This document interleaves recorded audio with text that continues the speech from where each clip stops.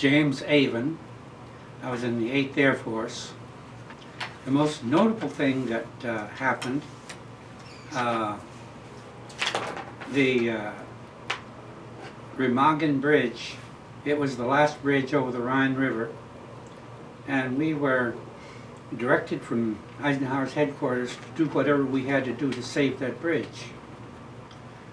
I went into London and picked up a German officer's uniform, which was, and we could put any rank on it that we wanted to, so that we could outrank anyone else.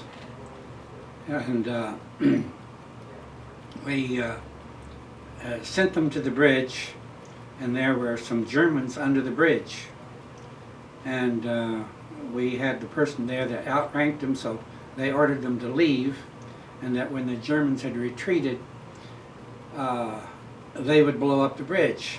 Well, the person that we sent under the bridge was dressed in a German uniform over his American uniform, so that if he were detected, he wouldn't be killed.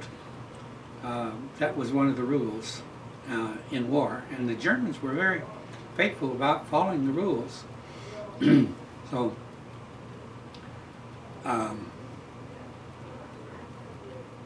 in order to save the Remagen Bridge, we got the one officer and one private and put them in German uniforms and sent them to retreat while the Germans were retreating.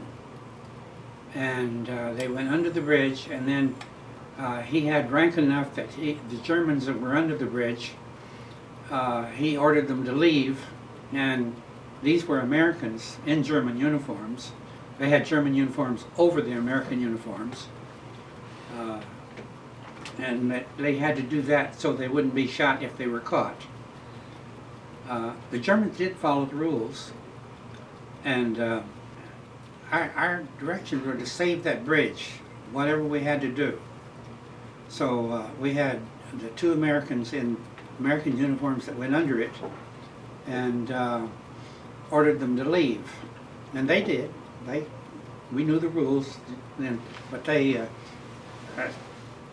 outranked the Germans who were under it, so that it worked out as we had planned.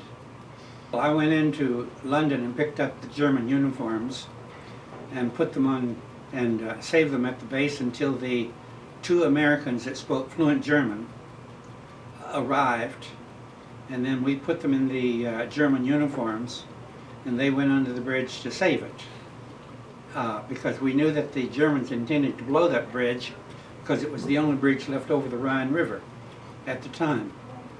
Everything went just exactly as we had planned it, and they got under the bridge, ordered them to leave, and that they would blow up the bridge as soon as the Germans retreated. Right. Well, they gave them about 20 minutes after the last Germans crossed over the bridge, and then they went downstream and set off an explosion so that they would get the impression that we had blown the bridge. But we didn't, because we needed to save that bridge for the Americans, because trucks cannot go on pontoon bridges, and we needed to save it for the trucks. Jeeps can go on pontoon bridges, but trucks can't.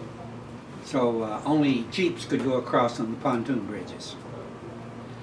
And everything worked as we had planned it.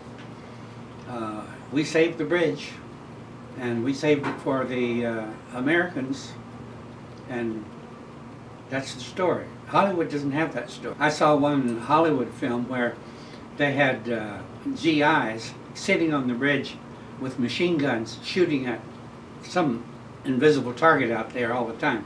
And there was not a GI in 50 miles of that bridge. They just made up a story to go with it.